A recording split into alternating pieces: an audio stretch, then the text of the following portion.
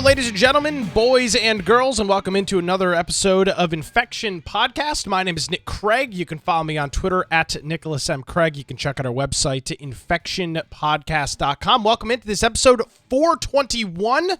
Joining me as he does each and every week, and as he has done for about the last 70 years or so, Brian with an I, Aldridge. Brian, good evening. I hope you're doing well. I'm doing well, and of course you can follow me at Boyce Computer on Twitter.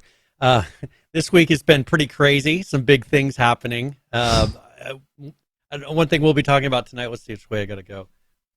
Hogwarts Legacy is a big piece of news today because it was released early this morning for people that had the collector's deluxe edition or whatever. Okay. And so that's why you're seeing people stream now. It doesn't officially release for I think another week. I think this was 72 hours. So maybe this weekend it's going to open up for the normal people. But you're not having the certain versions, like Xbox One isn't released yet. And I'm just seeing crazy numbers, so it'll be pretty interesting to see. 735,000 people watching it on Twitch. I was watching XQC this morning, and he had 117,000 people watching his stream this morning. Damn. That's pretty remarkable. 117,000 watching Hogwarts Legacy. The game that you're not even supposed to talk about. I know this guy. He's fine. Actually, I just passed this part right here. So, I just passed this part right here. Oh, you're playing in the game. Yeah, I've been playing. Oh, well then screw this. So okay, well then let's stop the presses. How is it? I didn't know you were such a high class man that you bought the whatever edition. Well, with all the ridiculousness, as I say, you veto with your wallet, right? Yes. If rather than sitting there and attacking people, saying, how can you do this? If you want to support something, support them with your wallet. If you don't want to support something, guess what? Don't support them with your wallet. That's the way that in today's society things work. And so I pre-ordered on the Xbox Series X with got the deluxe edition so I could get it today. And I'm a person who has read all the books. I've watched all the movies. I'm not as big of a fan of the last however many movies there were. I liked the happier, lighter version of the early movies. I didn't like the dark movies towards the end, but I know Harry Potter pretty well, and they did a really good job of capturing a lot of the things. One thing I noticed, for instance, to my wife, I said, "Hey, I noticed a detail in the very beginning of this, and I don't think most of the people that play this game are going to notice it, but they have the I think they're tendrils or something like that. They're these horse creatures that are invisible. And in the very beginning of the game, you see this carriage being pulled by, it seems like nothing, but in the Harry Potter world, or in Hogwarts, they're being pulled by a thing that's like looks kind of like a horse. And when you first start out, you can't see them. At a certain point in the game, you see someone die, and then from there on, you see them. You don't see these horses unless you've seen someone die. That's like it was in the movies, it was in the books. But they got that detail. It's like, I caught that. And I was like, they're really paying attention to the rules of the universe of Harry Potter. The world is huge. As far as the castle is just gigantic. Because in the movies, you see certain scenes where you kind of see halls and certain rooms and things like that, but it's hard to piece it all together. In the books, they're describing, some of these things, but you really don't get a good idea of how big the actual castle is. And in here, the rooms look like they did in the movies, and it's as big as the whole castle would actually be. They do loading screens by doors, so once in a while you have a closed door, and it's like a quarter of a second loading screen, to where it's just seems like a little bit of a stutter going through the door. So they did a pretty good job of making it feel seamless. The game, to where I've gone to Hogsmeade, which is Diagon Alley, and experienced a lot of that. It's a lot of the different places that you've been in the book. I'm really excited just to explore because I really enjoyed the world that she created, and it's going to be fun to kind of go around and explore and just see all the stuff. And they've got a decent, really the combat feels really good as far as doing the wizardry with the wand and doing the different kinds of spells and having having fights and everything. It's very smooth. So, and these characters, there's a lot of the names, but this is not at the same time as Harry Potter. This is, I think, quite a bit earlier. And so there's some people that are relatives to people that you know in the movies or read in the books. So, but it's the same universe, but not linked to those really that much, just loosely linked. Mainly names and certain characters that are still around, like Ollivanders and all of those things.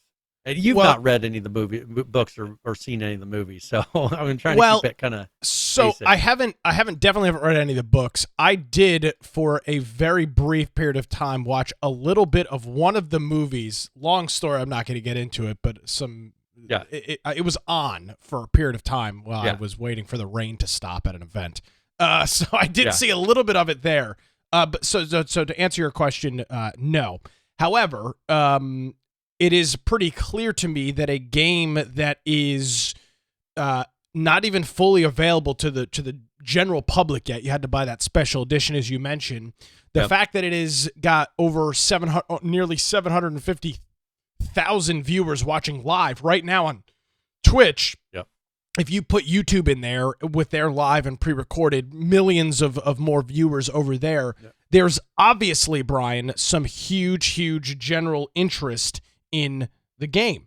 And now you're starting to even see some reviews rolling in, correct? Yeah, you've got... so first of all, I put one in that's kind of... I put one in that's a follow-up to Yahoo put one out.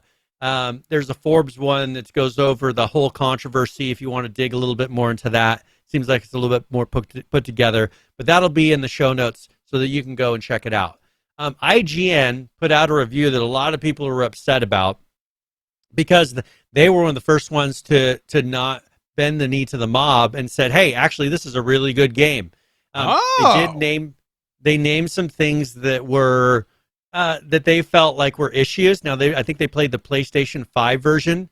Some of the glitches and things that they're claiming to have seen, I haven't seen at all. Everything on mine has been totally seamless. No glitches. Everything is working as you would expect. I've had zero problems with that. They do talk about like the characters in here. Most of them are new characters, but you know they're very well voice acted. The animations are great. They talk about how this is packed with nearly everything I wanted in a Harry Potter game, and that's the thing. This is made for people that really enjoyed the books or the movies and want to experience their own story inside of that world. They didn't reinvent it. They didn't try to change it like a lot of them do. It has all of the different important landmarks that you would want to see from reading the books or watching the movies. They talk about how the combat is fantastic, challenging, and utterly captivating. And they do a really, really good job with it. Shielded enemies regularly force you to change your tactics. I mean, it's not just you keep hitting the same button type of a game. It's not a fighting game. So they were able to get spamming A. Yeah, you're not spamming a certain you have to actually use different spells to get past certain people. They said they were able to get through the main story in 32 hours. There's, I think, 100 side quests. Yeah, here it says 100 side quests that actually have some sort of impact on the main storyline.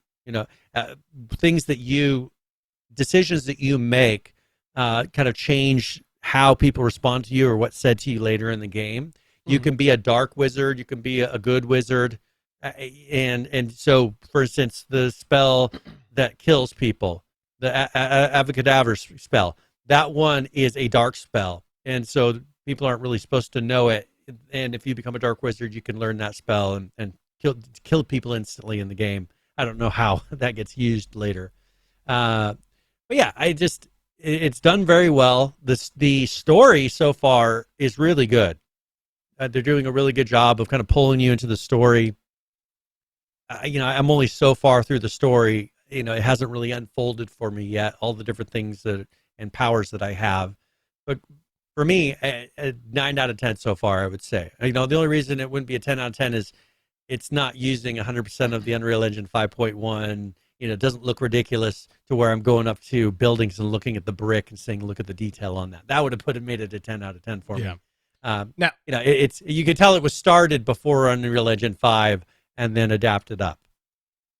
part of the IGN review, which you noted is pretty thought out, is this pretty bizarre disclaimer that they have in the middle of it that they've been catching some heat over. Yeah. And it reads as follows: "The elephant in the room with Hogwarts Legacy is Harry Potter's creator, J.K. Rowling, whose comments about transgender people in recent years have left a sour taste in the mouths of many current and former Potter fans." Is that what they call these people? Potter fans? I've never heard that before. Okay. Both at IGN... Potterheads. Something better than that. Both at IGN and in the world at large. This has driven some to call for a boycott of the wizarding world altogether, including Hogwarts Legacy, though Rowling was not directly involved, and there are good reasons, both in-game and out, to believe that the developers at Avalanche don't necessarily share in her views. Again, IGN, we don't care what views they share. We care about the video game. Regardless, IGN has always, Brian, and will continue to champion human rights causes and support people speaking with their wallets in whatever manner they choose. As critics, our job is to answer the question of whether or not we find Hogwarts Legacy to be fun to play and why. Whether it is ethical to play is a separate but still very important question. So just as in virtually all cases, we're choosing to expose and address our views of the franchise creator separately from our consideration of the work of the hundreds of game developers and evaluate Hogwarts Legacy as it stands, leaving behind the scenes context to consider it considered in addition to the evaluation rather than as a piece of it, so it can be weighted according to your own values. What a lame disclaimer from IGN is, "Oh my God, it's a really good game, but we're going to put out this disclaimer so hopefully the mob doesn't shoot us dead when we're walking into our offices tomorrow." That's what that was. It's because the game is really good, so they have to put out this, bullshit disclaimer about how, oh my God, and IGN is going to continue to stand with human rights. Yeah, all right. IGN, real good, real nice. Well, let's talk here quickly about PC Gamer, because PC Gamer, of course, has to put out there. And this one, they say, here's the title of it: Hogwarts Legacy Review in Progress. It'd be a lot easier to dismiss Hogwarts Legacy if it weren't so good. I'm impressed with my first 32 hours, but also haunted by J.K. Rowling. Who wrote the first line? That's the first sentence of this. He's private. What a jackass. Can't even. He's a public figure, journalist, and you can't even follow him on Twitter. I'll follow him from the infection account. I'm sure he's got a Mastodon. You could go and follow him on. It's not private. Loser. Yeah, exactly. So here's the editor's note. This story represents our review in progress of Hogwarts Legacy, a game that has been immersed in controversy over the last several years. We believe that no game releases in a vacuum, and that the social context that a game exists in is part of its experience and something worth sharing with readers. Lest we reduce games to the trivial toys that they were only perceived as, we'll finalize our Hogwarts Legacy review once we finish playing the game. So, wow. Isn't a game supposed to be a toy in a way? Like, it's supposed to be enjoyed lightheartedly to a point? Isn't it supposed to be in a vacuum? Isn't that the whole point? It's a video game. Yeah, it's a game is supposed to be something that's separated from reality. That's the whole point that they're losing. I mean, like when I'm playing Call of Duty, I'm not worried about what's going on in the Middle East, and I'm not worried about the war in Ukraine as everybody talks about. I'm playing Call of Duty because I'm wanting a bit of a break from what's going on. It's this concept right here, Brian, that I think pushed you and I over the edge back a couple of years ago about the political content on this show. It was comments like this that video games are not in a video games, not specifically, but in a vacuum, and that it's important to look at the social context. No, I don't subscribe to that notion at all. I think a video game is a video game the same way that many movies are movies and TV shows are TV shows. Now, there are TV shows and movies that specifically set themselves up to be part of social context, and for those, it's different. But many TV shows and movies do not. And for the ones that don't, that exist in completely fictitious universes, I don't particularly care if it's what's going on in society. It's irrelevant. Now, if it's a documentary, if it's a show based in a nonfiction world or a game based in a nonfiction world, then I do care. But Hogwarts, the entire Hogwarts thing is made up. None of it is real. It's a completely it's a fantasy world. None of it's real. Yeah. So what the hell does rules. What does transgenderism have to do with a completely made up world known as Hogwarts? Well, I mean, we could go some places with that. Other things are made up. But here, let me read this. Let me read this paragraph. Usually, it's an uncomplicated thing when games are good. We like them. They surprise us. I write about it. It's fun. But the fun of Hogwarts Legacy forms a unique set of conflicted feelings. I'm enjoying a game that's an extension of J.K. Rowling, a powerful person who's used their platform to make transphobic comments in the last several years, applying their wealth and fame to promote an ideology that rejects and further marginalizes one of society's most vulnerable communities.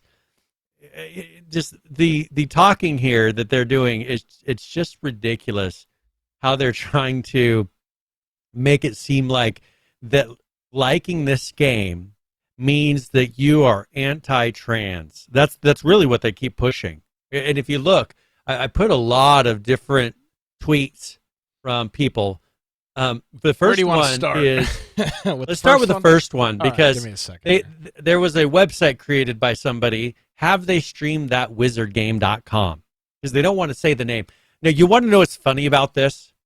Now, you haven't watched the movies or read the books, but the main bad guy is Voldemort. Oh, of course, yes, and I'm familiar with that. Through the beginning of the movies, they refuse to say his name. They say, I can't say his name. He who must not be named. And Harry Potter's the first one who says, Voldemort. I'm going to say his name because you're not saying his name. That gives him power, right?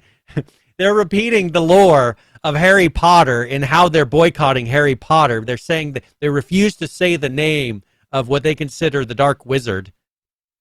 Is the website down? They already took it down. They've already got enough backlash that it's been taken down. So this website, you'd put in somebody's Twitch channel. So you put in our, and if that's what I wanted to do. Well, you put in yours. You have to log in with your Twitch, and then it'll look at all the people you follow, and if any of them have streamed the Harry Potter game, then you can unfollow them. Or you could put in an individual streamer and see if they've ever streamed that wizard game, and then you can unfollow them. Brian, I am proud to state that we have never and will never stream that wizard game on this channel. We stand. I don't know. We might. We will not. We will stand with this community, Brian. We will never stream it on the Infection Podcast channel. I mean, if that's what it takes to be an ally, here we go.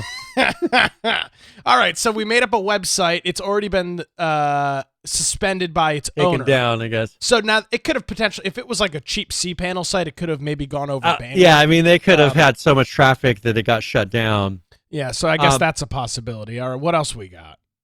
All right, so we just got a whole row of tweets. So here's one from a game developer, which, started our whole journey here, is following game developers and all the wonderful, of course, justice and politics that they like to bring into their Twitter feeds, tightly tied to their games. As a game developer, I just want to say, please don't use supporting the devs as an excuse to buy the racist wizard game. Wait. The devs already got paid. Wait.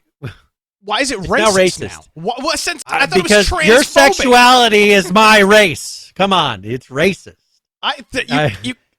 Why? Just don't you love how quickly it transforms? Like, oh, it's transphobic. It's also racist and bigoted. It's also racist because there are trans people that have different races. God almighty. Use it by this racist wizard game. The devs already got paid. You aren't supporting them with your purchase. Don't use us as a prop in your arguments. So that was a game developer. Jason, thanks. Real insightful. Then we got this one. Their name is Jesse Gender. So this one's going to be good. Being an ally to trans people or anyone means being willing to sacrifice, to give something up, So if you can't even give up the silly wizard game because it looks so cool, how can trans people count on you to show up when it really matters? Don't pretend to be a trans ally. They're pissed. Now hold on. This is a good one, and I'll tell you why. This is what we've talked about a lot, where even if you are an ally of a group like this, it's never enough. It is always the expectation is always one bar higher than you're at. So you can go to the rallies, you can have your Twitter bio say that you're an ally, you can do all this, but if you play the Harry Potter game, all of that is just gone. You might as well be a far-right extremist to these people. It's never enough. This is exactly what will destroy the left. It's this kind of conversation right here. And to me, I welcome this. I think this is perfect. This is exactly what I'd been hoping for. Because it's never enough. It's never good enough, Brian. So now we have, here's one from Eyes on B. And this is some sort of a team that they're a part of. You know, a team of, I don't know, streamers maybe? Yeah, it is the a team Treppies. of streamers, yeah. Okay, so on behalf of my team, the Treppies, I just want to state, I do not call for bullying of others for playing a game, but if you intend to play the new Wizard game, I think it's best that you would best to remove yourself from the team as we stand in support of the transgender community. So, remove yourself. Really? You know, do the right Christ. thing. God. And then we got Blood Bunny VT. If you're buying the Wizard game, just unfollow, block me. I don't feel comfortable around you. I don't have the patience to have to argue or debate. The game is in support of anti-Semitic and transphobic ideologies. So now we're anti-Semitic. We're bringing that into here, too. So J.K. Rowling hates the Jews as well? Is that what I'm learning? I guess she's a Jew hater as well. I didn't even know this. Her and Elon Omar get along real well. So they're just throwing them right in there. So we're transphobic, we're racist, and now we're anti-Semitic. Racist, anti-Semitic. Okay, I'm tracking. And okay, now we've got Kennedy T. Cooper, who you know just from seeing, they got the frog and they've got the flag and they got the pink reddish hair. I have to play the Wizard game. Hogwarts is my comfort thing. Okay, well, my comfort thing is being able to exist and not have my life ruined by anti-trans legislation sponsored by a billionaire book writer. What about my need for comfort? So, Brian, you really did a good one reading in that one. Yeah. It just escalates so quickly. You're playing a video game to trans legislation. It just immediately just jumps from something that is so innocuous, as in playing a video game, to you are advocating for trans people to be, I don't know what they're in. I don't know what exactly they're indicating. I just want to make sure we bring this back down.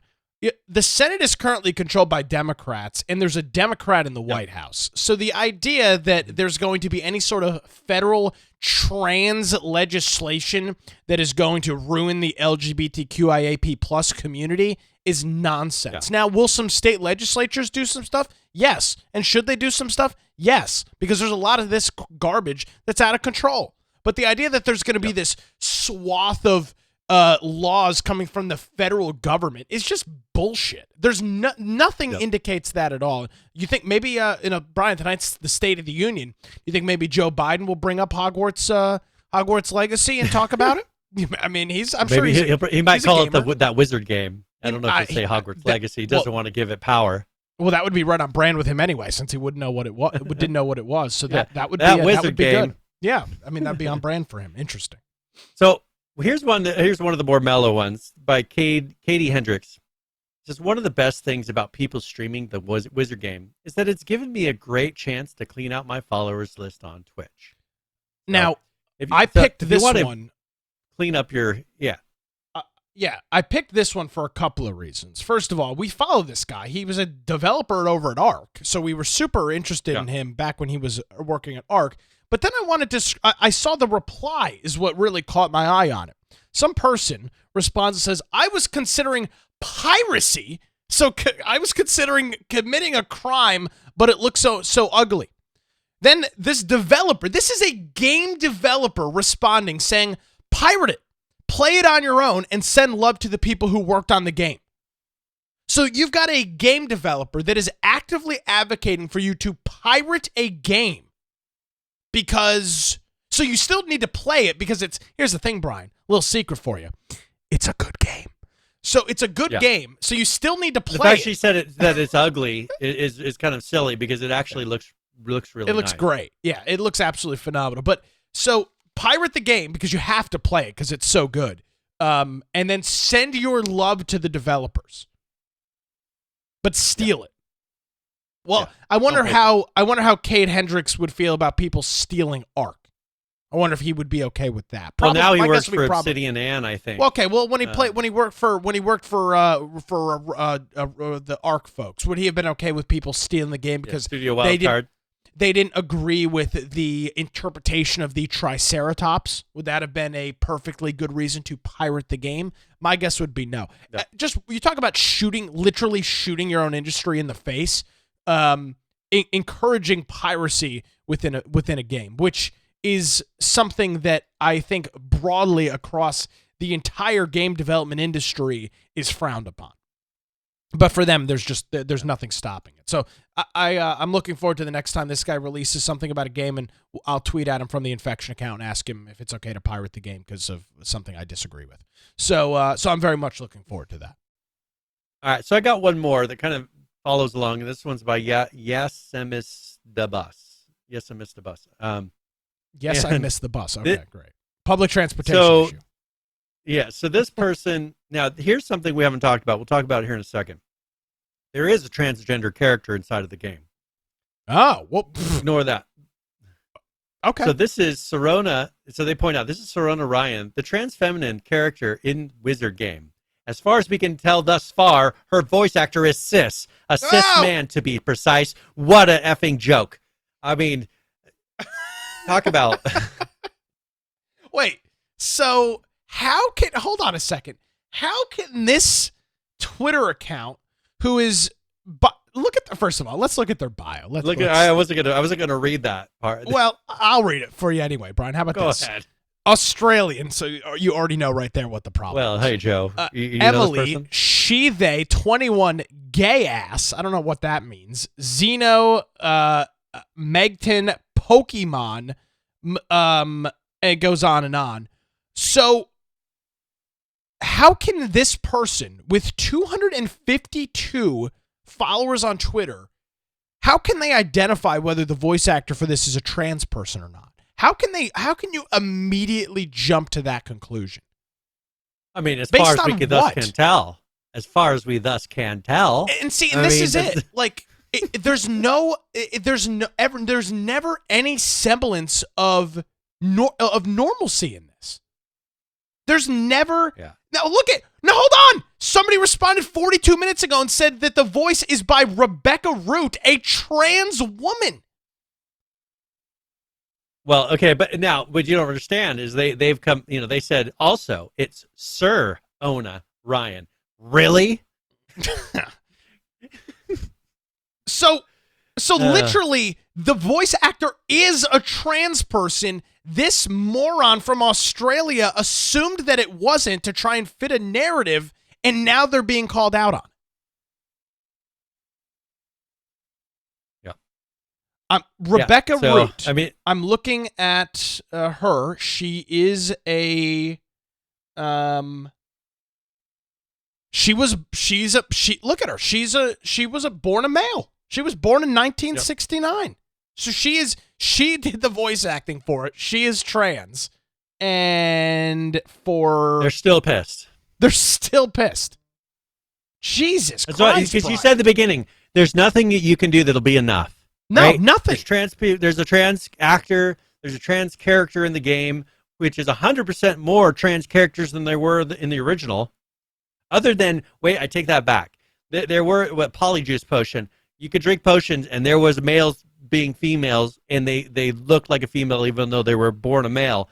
The original book and movies had trans characters as well, for a couple hours at least. Because they turned back. But, I mean, if you really look at this, they put in a character to say, hey, you have representation too. You can make your character look like a boy, look like a girl. You get to pick the boy or the girl voice to look along with whatever character you have. Like, you can make your own trans character if that's what you want to do. Now, I haven't listened to this yet because it just came out. Actually, it came out yesterday. I haven't listened to it yet, but apparently a couple that streams on Twitch known as Girlfriend Reviews. I did listen to that. Yeah. Is it make sense for the show or no? Well, yeah, I mean, so these are people that are just, and they're subscribers. She mentions, there's 2 clips. I don't know which one you're going to play. They were streaming attacking them. Yeah, they were streaming the game, and apparently their chat was just ridiculing them, and it caused the streamer to like lose her mind. Flip up, and now it's like whatever. I'm almost like thinking of just like either going offline or like I'm barely into the second combat here, and every time I look at chat, it's just the conversation is just like maybe we can do like bothering I'll me. be right back, like a little break or something. You can take a break if you want. I'll just stop talking and I'll just go fight and do the combat. His girlfriend is crying. Well done, did it now. Yeah, because they've been sitting there just hammering on her in chat, saying the whole God. You guys hate trans people, and just not caring one bit the fact that they're just playing a game because they enjoy it. So let's live up to our name, Brian, and common sense political commentary. It is situations like this, which should not be political in any way, shape, or form, that push the political needle. There are people, and I can guarantee you this. I don't know who they are. I can't identify who they are. But there are people right now who are middle-of-the-road individuals, are true independents, they're not Republicans, they're not Democrats, they're not conservatives, they're not liberals. They're truly in the middle. They might have some issues. For example, they might be very much a gay rights advocate. They might be very much pro-choice or pro-life. So they might have a couple of important issues, but they're middle-of-the-road voters. They see things like this. A couple that streams on Twitch gets berated by the progressive left, by the radical left. It pushes them to the right. And I guarantee you that is happening right now, and I'm all in favor of it. Because this lunacy making its way, right? Because when it happens in these like weird political spheres that I'm in, it doesn't matter because the only people that are in the conversation are hardcore political junkies and nerds like me or you. Yep. But when it's something so innocuous like a video game and people are getting berated and attacked, now you're introducing this garbage to an entire new group of people. I think overall, and this is, I don't believe I'm just kind of running through this with rose-colored glasses. I think overall this is a good thing. Because this pushes more and more people to the right to realize that the left is out of freaking control and that they need to be called out on it. Now, let's go on to some of the things that have been happening. So there is /Harry Potter game on Reddit. Wow. They have reinstated an embargo that you're not allowed to discuss or mention or bring up J.K. Rowling at all in their forums. You're not allowed to mention them. The person who created everything that you're founded on, they say, allowing conversation about JKR quickly spirals into bigoted language towards LGBTQ plus individuals for primarily the dignity of LGBTQ plus users, but also for the longevity of the subreddit at large. We cannot provide any kind of opportunity for this language to start in the first place. Well, then how about you get your LGBTQ plus people to quit attacking other people? Because that's really what it is. Just like those streamers who are streaming and you have someone who's in that community attacking them, that's where the attacking is coming from. Keep your own people in line rather than saying, well, you can't talk about it because they can't control themselves. Well, so I just want to play this out for a second. So let's say I'm not in favor of people being trans, and that's my stance. Yeah. I am struggling with the concept that if I'm anti-trans, that I'm going to go into the Harry Potter game form and go on an anti-trans person diatribe. I don't think that's actually happening. I think it's being completely manufactured and made up. I don't know. I can't imagine that somebody who is against trans people is just like foaming at the mouth, waiting for somebody to comment about J.K. Rowling on the Our Harry Potter game subreddit so that they can pounce. I just don't think that person exists. It seems like it's completely made up. Why does anything trans related come up on the /Harry Potter game Reddit anyways? That's a great point. It wasn't in the books. It wasn't in the movies. Why are you bringing this into the conversation? But that's the whole juxtaposition of everything that we've been saying, since the kind of the revamp of this show. They bring it into what is supposed to be the escapism. They bring it in what is supposed to be the fishbowl of what the game is, right? You want something that is a world that's been created, whether it's Star Wars, whether it's Harry Potter, whether it's the Lord of the Rings. You have this world that has its own rules, that has its own characters, that has its own story and everything that you're enjoying. Why do you need to bring all of your politics from the real world into it? And that's where they don't draw that line. Quit bringing in your real world politics and your real world perspectives. There are characters. We don't need trans and gay and all these things. You've got wizards and everything else. You've got orcs and everything else. You've got, you name whatever it is. You've got every single kind of creature in Star Wars. Why are you trying to bring your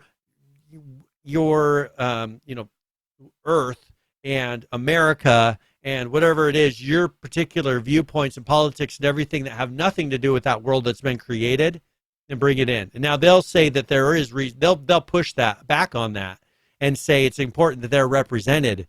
Well, I mean, represented. You're talking about a thing that has tons of different characters that don't exist in real life. What are you talking about represented? It's not like you have to have every race represented in a thing that has races that don't even exist. You don't have to have every single country, because they're not countries that exist in our world, like in Star Wars. But you need representation in that. That's what I don't get. It's the continued. How do I say this? It is the continued pushing of society and in this case, progressive politics and progressive ideology into every possible facet of life. For example, before we came on the air here this morning, this evening, I was wrong show. I was watching a Board of Education meeting here in North Carolina in which they're discussing transgender sports for middle school students, Brian. They have to bring this stuff into every facet of society. We're talking about 9, 10, and 11-year-olds, and we're discussing transgender sports and discussing sexuality. 10 years ago, if you had brought this stuff up, you would have been thrown in jail. And now it is now if you don't agree with it, you're not an ally. You deserve to be nailed to the cross. Yep. This is a losing battle for the left. They continue. Yeah. I'll say this. It's completely unrelated, but I'm surprised they haven't tried to destroy Yellowstone yet. As popular as that show is. Well, they are. So I don't know if you've seen, they're talking about this being the last season, and they're pushing for it. Now, even though they like the show. Oh, well, here's the thing. I would be okay with it being the last season, just because when shows go on way too long, the stories get drawn out. Yeah, you don't drag them. But they're not like, that is the #1 show on television. And it's just, that show is tried and true cowboy Americana badassery. It's just amazing that what's popular, #1 show on television, is a bunch of cowboys from Montana shooting, killing, blowing stuff up, becoming the governor and kicking ass and taking names. And now the #1 video game is Hogwarts Legacy, in which the left tried putting on, and they did this for months, tried laying on this boycott, and it's been a miserable failure, right?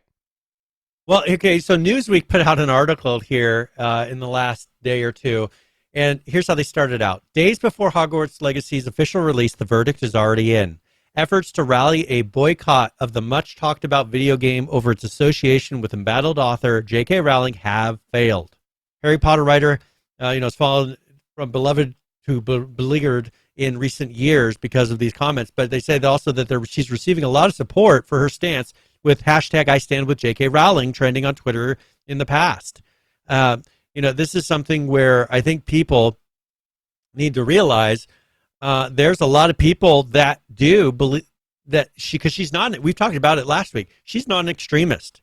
She believes that women should have rights in the same way that you say everybody else should have rights.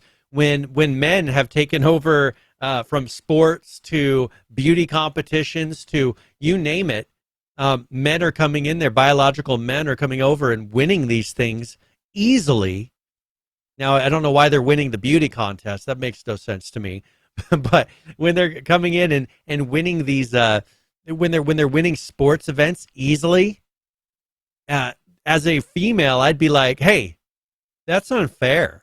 It's harder for us. We're not on these different medications. We don't have the same bone structure, the same muscle density. You just cannot compete with a man biologically in sports, in most sports. So as a female, I'd be like, hey, there should be a place, and this is really becoming a battle now. There needs to be a place for our girls, biological female girls, where they can compete in something that's not going to put their lives in danger. Because a guy can seriously hurt somebody with the difference in bone density structures in certain sports where you're coming at each other pretty hard. Of course. It's not the same thing. Question. It's not even debatable. No. And the fact that we're talking about it like it is debatable is just nonsense, because it's not.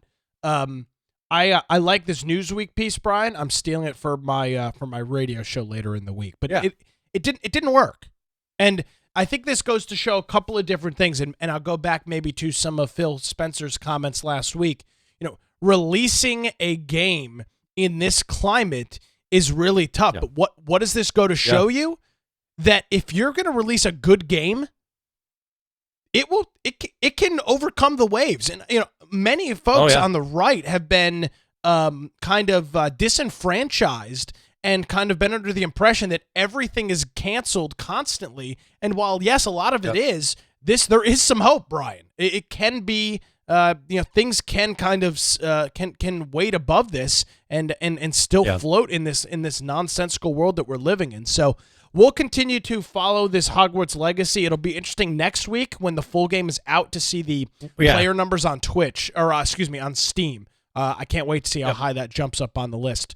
We've got about a little over 20 or so minutes left, maybe 15, 20 minutes. Where do we go from here, Mr. Brian? Well, let's do a little bit of a follow-up, because remember I brought up the D&D thing fairly early, and I've been trying to kind of get people to realize what's the point.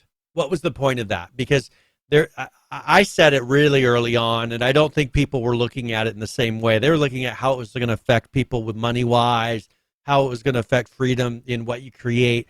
But in the freedom that what you create, I want you to read the title of this article so you can see what they were trying to do. Because this is an article from Inverse. D&D's big OGL reversal can't protect you from space Nazis.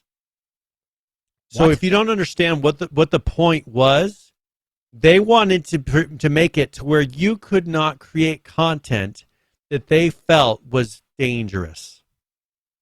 So that's why they bring up space Nazis, where you could create in the D&D world, characters that are space Nazis, for example, right? Where they could be hateful and discriminatory towards people. That's what they were changing the OGL to do. Remember, I brought up a long time ago in what was leading up to this, when the Hadozi, I think they're called, those monkey-like creatures that have been a part of D&D for a long time that have nothing to do with racism, but it was just a character, a kind of a creature put in the world that has an interesting story to it. They got rid of that, and they didn't want to allow you to continue to use that type of character in anything D&D related. So how were they going to do that? They were going to lock it down to where you had to follow 100% of their rules. And you weren't allowed to create a character that wasn't in their world or that didn't follow, whatever code of conduct that they were going to make you agree to. And this is them. This is the left saying, hey, sure, it's great. Great. They made it. They reversed their decision, but now they can't protect you against space Nazis in D&D. Yeah, that's Do you hear this is what I was talking about. This is exactly why I was saying that they're not doing this just for money. They're doing it because they don't want to allow you to be able to have something that they find controversial. They got rid of races. They got rid of the Hadozi. They got rid of all these different things because they wanted to make it super woke, and then they were going to lock you into a license that forced you to make all your content in the woke manner. So anything D&D was super woke. That was the whole point of what they were doing, and look at how that got boycotted. Look at how people stood up against that, and that got reversed in a huge fashion. So in the same manner, they're trying to force you into something with this Harry Potter game, right? They're trying to make it to where you shouldn't be, you shouldn't be streaming it. You shouldn't be following anybody streaming it. The exact same thing here.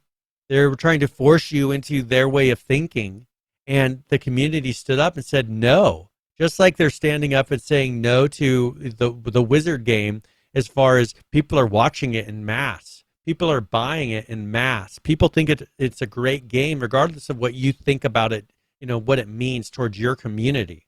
The same thing in D&D. People don't care about what you think about it as far as how it reaches towards your community. They just enjoy the world of D&D. They enjoy the enjoyment it gives them. Quit bringing your politics into it. It's another case of you bringing politics into something that's supposed to be a fishbowl. It's supposed to be its own world. It's its own thing. And you're bringing politics, and you almost destroyed something that millions of people love. It's all the same thing happening. And it's in rapid succession that it's happening. I mean, this happened a couple weeks ago. Harry Potter's happening now. Similar things have happened, in the past couple of weeks. When's it going to stop? And that's the thing, is the community's got to make it stop and say, hey, quit. You guys are the ones that are closed-minded. Just because someone has a difference of opinion from you doesn't mean that it should be shut down and silenced. There needs to be difference in thought. Because your thought is different than the majority of the other people, is what they don't realize. Yeah, but they don't care about that. That's not even an option. It's one world rule. They want to control your thought. Yeah. Well, what's crazy is liberals used to be the ones who were like, you can't burn the books. All these people. There's movies in the '60s. Fahrenheit, was it Fahrenheit 4.5? Which one? 451, I think. Yeah. But wasn't that the liberal book, or isn't that the movie that was created by? But there was another one. Yeah. That name is based on a book where the point when something goes to flames. It was a thing about burning books and trying to control what people think. What did the Nazis do first when they took over Germany? They burned all the books that they found controversial. What does China do? They get rid of all dissenting voices. What does North Korea do? There are no dissenting voices there that aren't in prison camps. Yeah. You see what I'm saying? Like, the path that they are following and they're chasing is happening around the world and has happened in history. It's the Nazis, the communists, the people that are killing people and destroying people and hating people, is the path that they're following, where you can't have the difference of opinion. You can't have a discussion because you're supposed to be silenced, right? It's just odd that they think that they're on the right side, but they're following in the footsteps. Just because you call the other side Nazis, but the thing is you're acting like the Nazi. Just because you called the other side the Nazi, you try to change the language, does that make it any better? You're still doing what Nazis do, regardless of whether you call yourself a Nazi or not. Go reference Saul Alinsky's Rules for Radical. It'll give you a pretty decent idea of what's going on. Well, that you'll see why they're doing it. They're following the playbook to a T. Yeah, to a T, yeah. It's very effective. If you really want to have an idea of what's happening and understand it, read that book and you'll see, So if you just change, what is it? One of the propagandists in Nazi Germany says, you repeat a lie enough, It becomes and the like truth. it does, it's not a lie anymore. It becomes Yeah, the truth, yeah, it right? becomes the truth, That's yeah. what they believe. Yeah. In an update on another game, Brian, that we talked about last week, you mentioned the day before last week, they announced that they're doing a massive delay, and then they released this video gameplay trailer. Did you have a chance to look at any of this? It's pretty interesting. So go ahead and play it. It's pretty much just gameplay. Do you want to just play some of the video? Yeah, I'll play it in the and background kind of while we're jump through. Yeah. So there's been minimal of video released about this game, and this is because the game got delayed because of the name, correct? There was some questions over the copyright. The recent one name. is because of the name. Someone else put a trademark on the day before after they did their initial announcement because they didn't grab the name officially. Mm-hmm. And so now they're in a pause about this. But they went through and released some video showing, because people are saying, oh, it's a scam, it's not a real game. So they just released some video of gameplay, very basic, kind of running through and looting. And the problem is, I think people, because of the video that they saw, the clips that they saw, they don't have a good idea about what the game really is.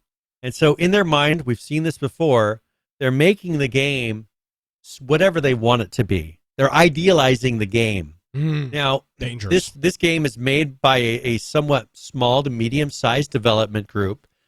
Personally, the map design, I think, is great.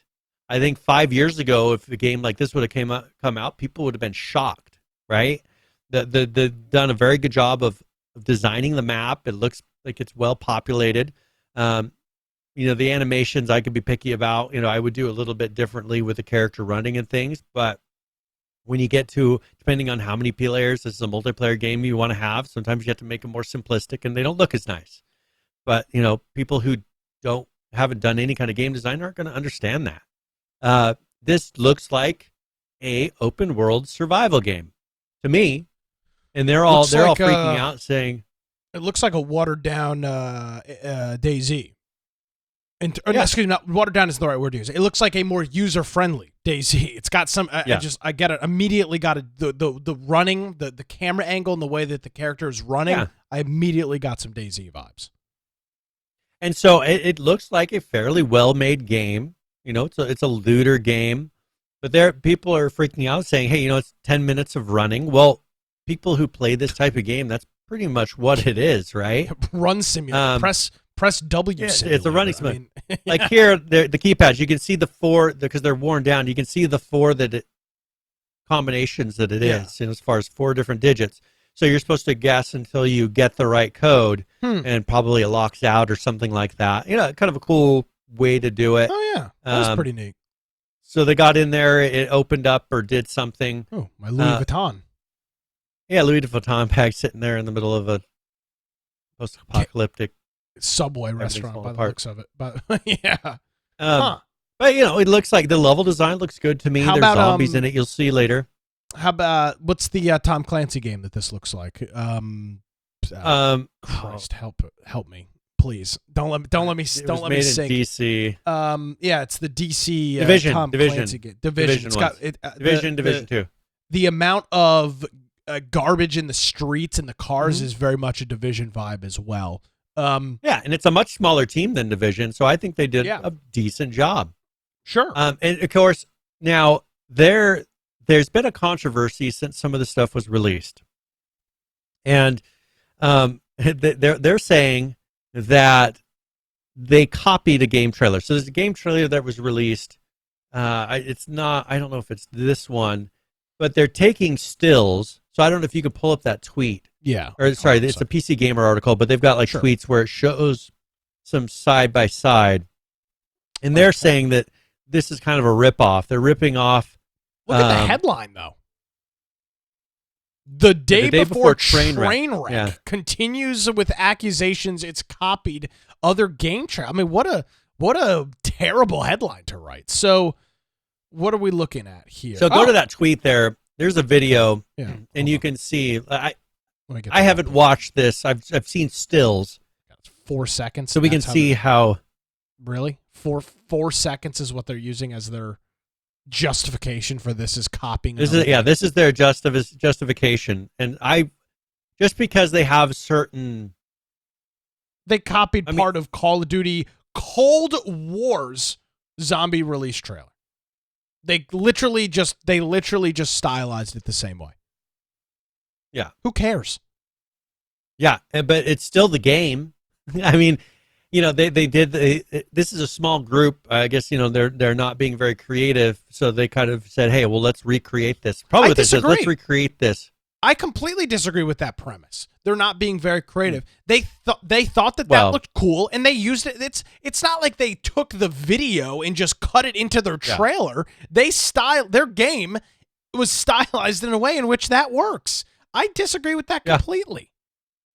So, I mean, that's where they keep saying, well, they're still pushing the is it real thing. And just because you have an art person or person who's creating these things for them that did that has nothing to do with the actual gameplay of the game.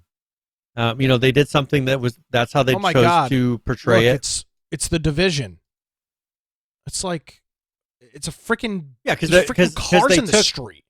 Of course, it's an apocalyptic city. Well, of course it's going to look the same. How is it not? It's like, so is Call of Duty's the first game to ever stylize a trailer with red lights and jail bars? I mean, this is retarded. Yeah. Plain and simple, Brian. I don't have any other word to describe it. This is so stupid. And that's the thing is no one's had to pay for this game yet. So how are they scamming? If they release the game and it's a decent, performance, they're using some of the latest technologies. The thing that really got people all worked up about it is, remember that truck that was driving through the mud and they had deformation is what it's called, where you could see the truck mud tracks through the mud and all that. They're using newer technologies to portray, to make the game work. It's done in, with more modern graphics, done better than a lot of the small indie groups that put together games in the way that they've done them. But I think because they use something that you just generally don't see, except for in like Red Dead Redemption 2, with the snow, that's deformation as well. You don't really see it in small indie games because it has a performance impact. If they got that to work well in a multiplayer environment, then good for them. Like I'm not putting too much into what it is. No, when it comes out, I'll check it out. I'll see what it is. I'll see where the warts are, because there's always warts in these games. But you know what? It may be a fun game to play. It looks like an open world survival game with zombies. I mean, that's what it looks like to me. That has a really good level design. The character interactions and movements seem to be pretty good. The gunplay seems to work out pretty well. Like, what else do you want? Like, what were you expecting? Yeah, I mean, I don't know if there's a story. There might not be a big story. There is some. It seems like there is story to it, right? That kind of kicks in. I don't know how that works yet, but there was some kind of story happening with the truck when it was driving through the mud, as far as there was some stuff on the radio and things were happening. But what's wrong with the game from what you're seeing here? Like, that's what I don't get. Like, what's wrong with this? I'm going to have to do some research. There's got to be more to the story here. Maybe one of the developers donated to a Republican Senate candidate or presidential candidate. Why do they hate it so much? Yeah, because it's just, I mean, normally we're the ones, Brian, that are the skeptics, being like, hey, be careful, it's a trailer, I just don't watch see out. It. But now in this case, it's a small team. Things. In this case, it's like the whole mob, the whole video game, the whole video game industry mob is just dogging on them, and I don't know why. Typically, they would love this stuff. Yeah, and that's what I haven't really seen. So we'll find out. I mean, once it's released, there's been, what was that game that I kickstarted and everything, and it was in Canada. It hasn't really gone anywhere. Remember stupid open world game that looked like GTA? No, not that one. There's one that was made, and it was an open world game made up in Canada, and really nothing has come of it. And that's the frustrating thing. I saw they sent an email out here in the last couple of weeks saying, "Hey, we're still making this game," and it's been years and years and years. These guys they didn't put out any hype other than showing a video clip, and they haven't really talked about it. They said we're going to show a video clip. They did. They're working on a game. Just because you thought it was going to be something different or bigger or whatever you thought, they didn't promise that like other games did. right? This, These are all things that you've come up with in your own head. Yeah, which is always the thing, managing expectations. This Force Strategy guy that put out this video that we showed of the similarities with the Call of Duty trailer is getting ripped to pieces in his replies. I mean, you've got even people like CDN the Third and others just like, bro, I don't even know if this game's going to be good. I'm not even going to play it, but this is just stupid. Like, you are making this weird attack that you're putting it on. It's literally a callback to another trailer, another game. It's almost a hat tip, which is a very common thing in music. How many songs refer to other musicians or refer to things? I just, God Almighty, I can't wrap my head around how something could, how there is so little going on in the video game industry that this is what we're talking about. A literal 3-second clip from a Call of Duty trailer from a decade ago. Wow. Yeah. Well, what a time to be alive, Brian. Hey, there is something you spoke of. So little happening. There is something happening in the video game industry. Oh, sure. Is there? The Sims 4 put out an update, and this is a very important update that kind of dovetails everything together. They put out an update that includes surgery scars, binders, and hearing aids, and more. It's for transgender and disabled fans. So, great. I mean, this is so you can create your transgender hearing. I mean, I have no issues with like hearing aids because someone's disabled, they want to be represented. I just think it's odd that now you want to have surgery scars on these characters. It's just, what's the point? I mean, Sims 4 can do whatever they want. That's fine with me. But these are games that were originally for kids, right? Yeah, I mean as far as the kids can play this, it's not why are they going for games so hard? Because that's what they're really going for. I can tell you why this is happening. And it's really simple. It's because individuals that fall into these categories, whatever it might be, transgender, whatever, Brian, their whole being is the fact that they're transgender. They're almost, they can't operate in a society where their most important asset, the only thing they bring to the table, is the fact that they're transgender. It is their entire being, day in and day out. And that is why you see situations and stories like this, because it is the only thing that they can have. Makes them unique. It's not that it even makes them unique, because it's not even unique anymore. It's just that their lives are so meaningless that the only thing that they have, and I don't say this to be mean, I'm being genuine. Brian, none of my life, very little of my life is based on the fact that I am a straight male. My identity as who I am just happens to be that way, right? Well, it doesn't happen to be that way, but my identity as a person is based off of the things I do and the things that I like and the things that I'm involved in. I can't imagine the only useful, important thing being about me being my sexuality. And it's really sad that entire community, or a good chunk of that community, that's the only thing that they've got, is to say that there's nothing unique about them besides that you're trans. That's sad. You should have a lot of unique, cool things about you as a person, your hobbies, your interests. And it's not. So this is how they identify. It's the only thing that they've got. When I play The Sims, I'd put a computer in my house and a video game console. That would be my identification of the things that I like to do. They don't have any of that. It's just it's a scar that they got their dicks chopped off. I mean, that's it. Yeah. So that I can explain it. It's sad, but it's the truth. I mean, sorry. Yeah. But that's the reality. Well, are we good on that happy note? Yeah, thanks for Brian. You're really just bringing it home here with the bangers. Brought it right up. Where can people find you on the old interwebs, Brian? All right. Well, if you want to find me on Twitter, at Boise Computer, at Brian Aldridge on Gab, Parler, Getter, Truth Social. You can check out my blog, biteoftech.com. And of course, if you go to our website, infectionpodcast.com, we've got the new look. Go ahead and check that out if you haven't already. Also, we have our Discord server if you want to join that. That's a perfect place if you want to play one of our 11 ARC servers. Which pretty much is we don't talk politics in ARC. So if you just want to go play some ARC, you can do that. We also have some politics channels. Now it'll ask you when you join, and you can kind of see the different communities there.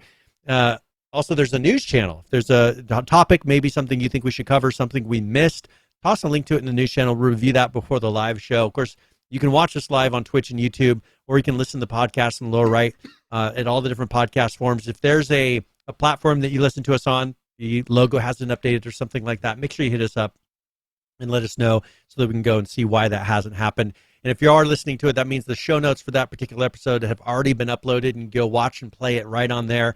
And there's links to everything that we discussed during that live show. So perfect place to, if you're going to be a low bandwidth listener, but you want to see some of the videos that we referred to, just jump into the show notes. You can go check those out. And there's a lot of different links in today's episode. So it might be good to go see. And if you want to support us up top, there's a support tab or infectionpodcast.com/support. Yes, a couple different ways that you can keep in touch and be part of the program. Brian, is always greatly appreciated. Thank you. And by the way, huge turnout on our in comparison on our last YouTube video, and big podcast number downloads. So appreciate everybody. A lot of folks coming back after some period of time, and spreading the show around and letting folks know, maybe in your gaming community that you're in with a couple of friends that are of similar mindsets, that hey, there's these couple of jabronis, as The Rock would call them here on the internet, that are talking about video games with some common sense stuff in there. So greatly appreciated y'all continuing to share the show. Brian, thanks for all you do as always. We'll see you next week. Talk to you later. Alrighty, folks, that's going to do it for episode 421 here of Infection Podcast. If you want to follow me on Twitter, you can do so at Nicholas M. Craig. We're also on Twitter at InfectionCast. You can give us a follow over there. My personal website, nickcraig.com. Maybe you want to check out some of these ridiculous tone-deaf tweets. You can head on over to our website and find our show notes. It's all at infectionpodcast.com. Thank you so much for joining us, everybody. We'll see you next week.